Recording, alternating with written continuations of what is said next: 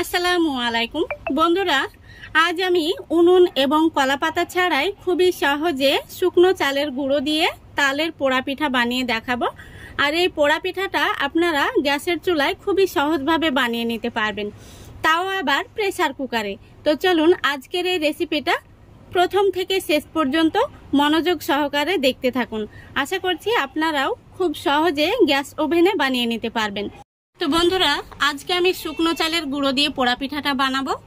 তো সেই জন্য প্রথমে আমি গ্যাসটা অন করে দিয়েছি, তারপরে একটি কড়াই বসিয়ে সামান্য পরিমাণে জল দিয়ে দিচ্ছি। এবার দিয়ে দিচ্ছি হাফ কাপ চিনি, তারপরে দিয়ে দিচ্ছি 1 কাপ তালের রস। তো বন্ধুরা, আমি এই তালের রসটা একটি স্ট্রেনারের মাধ্যমে তালটা ঘষে ঘষে বের করে নিয়েছি।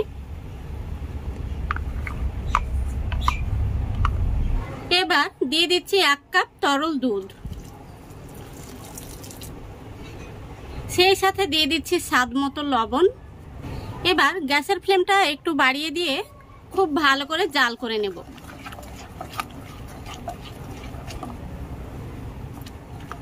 দেখুন, খুব ভালো করে জাল করে নিয়েছি, খুব সুন্দরভাবে কিন্তু তালের রসটা ফুটে গেছে। এখন আমি গ্যাসের ফ্লেমটা একদম লো ফ্লেমে রেখে দেব। এবার এখানে আমি নিয়েছি 1 কাপ চালের গুঁড়ো, এটা বাজারের শুকনো চালের গুঁড়ো। এখানে আমি অল্প অল্প করে দেব আর একটি হ্যান্ড উইচ দিয়ে খুব সুন্দর করে মিশিয়ে নেব।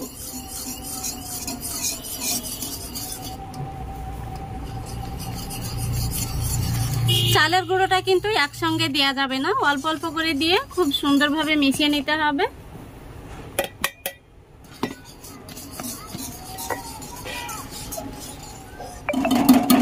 এই পর্যায়ে আমি হ্যান্ড উইচটা তুলে নিচ্ছি। এবার এখানে আমি কিছু কাজু বাদাম, চীনা বাদাম আর কিশমিশ নিয়েছি, এগুলো দিয়ে দিচ্ছি। এবার লো ফ্লেমে রেখেই এটাকে খুব সুন্দর করে আমি রান্না করে নেব। আপনারা চাইলে এই পর্যায়ে কিছু নারকেল কোড়া অ্যাড করে দিতে পারেন, তবে আমার হাতের কাছে নেই বলে দিলাম না। তো বন্ধুরা, যখন এরকম আঠালো পর্যায়ে চলে আসবে তখনই কিন্তু আমাদের এই পোড়া পিঠার মণ্ডটা রেডি হয়ে যাবে। এখন আমি গ্যাসটা অফ করে দিচ্ছি। এবার আমি মণ্ডটা নামিয়ে নিচ্ছি। এখন আমি প্রেসার কুকারের মধ্যে 1 চামচ ঘি দিয়ে প্রেসার কুকারটা গরম করে নিচ্ছি, আর আমি একটি ব্রাশ দিয়ে খুব ভালো করে লাগিয়ে নিচ্ছি। তো দেখুন, খুব ভালো করে আমি ঘি ব্রাশ করে নিয়েছি। এখন আমি পোড়া পিঠার যে মণ্ডটা রেডি করেছি সেটা প্রেসার কুকারের মধ্যে দিয়ে দেব।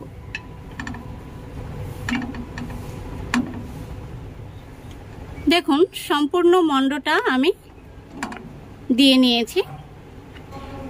এখন খুব ভালো করে আমি একটি চামচ দিয়ে চেপে চেপে সেট করে নেব।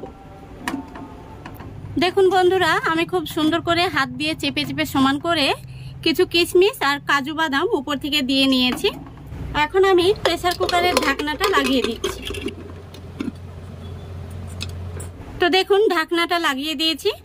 আর প্রেসার কুকারের উপরে যে সিটিটা থাকে এটা কিন্তু অবশ্যই খুলে নিতে হবে। এখন আমি গ্যাসের ফ্লেমটা একদম লো ফ্লেমে রেখে পুরো 20 মিনিট জাল করে নেব, তাহলেই কিন্তু আমাদের এই পোড়া পিঠাটা একদম রেডি হয়ে যাবে। তো বন্ধুরা, পুরোপুরি 20 মিনিট হয়ে গেছে। এখন আমি গ্যাসটা অফ করে দিচ্ছি। এবার প্রেসার কুকারের ঢাকনাটা খুলে দেখে নেব আমাদের পিঠাটা কেমন হয়েছে।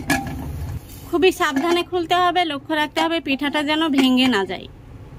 আলহামদুলিল্লাহ, দেখুন পিঠাটা কত সুন্দর হয়েছে, কালারটাও কিন্তু দারুণ এসছে। এখন আমি একটি কাঠি নিয়েছি, কাঠি দিয়ে দেখে নেব পিঠাটা ভেতর থেকে কেমন হয়েছে। দেখুন, কাঠিটা কিন্তু একদম পরিষ্কার বেরিয়েছে, তার মানে আমাদের পিঠাটা হয়ে গেছে। এখন আমি পিঠাটাকে নামিয়ে ঠান্ডা করে নেব, তারপরে আপনাদের দেখাচ্ছি। দেখুন বন্ধুরা, পোড়া পিঠাটাকে আমি ঠান্ডা করে নিয়েছি।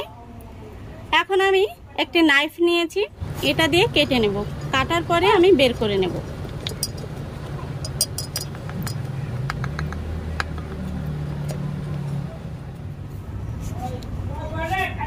দেখুন বন্ধুরা, আমি এইভাবে অর্ধেক করে কেটে নিয়েছি, তারপরে বের করে নিচ্ছি। দেখুন, দেখতে কত সুন্দর হয়েছে।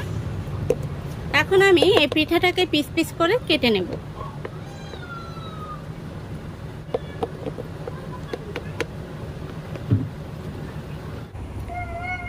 দেখুন পিঠাটা দেখতে কত সুন্দর হয়েছে। এই পিঠাটা খেতে দারুণ লাগে। আর পিছন দিকটা দেখুন হালকা পোড়া পোড়া রয়েছে। আর পোড়া পিঠা কিন্তু একটু পুড়ে গেলে খেতে ভীষণ ভালো লাগে। তো বন্ধুরা দেখুন সবগুলো পোড়া পিঠা আমি খুব সুন্দর করে সাজিয়ে নিয়েছি। আর দেখতে কত সুন্দর হয়েছে পিঠাগুলো। আশা করছি আজকের এই রেসিপিটা আপনাদের ভালো লেগেছে। যদি ভালো লেগে থাকে অবশ্যই লাইক কমেন্ট শেয়ার করে দেবেন এবং চ্যানেলটিকে সাবস্ক্রাইব করে আমার পাশে থাকবেন। আজকের মতো এখানেই বিদায় নিচ্ছি। সবাই ভালো থাকবেন, সুস্থ থাকবেন। খোদা হাফেজ।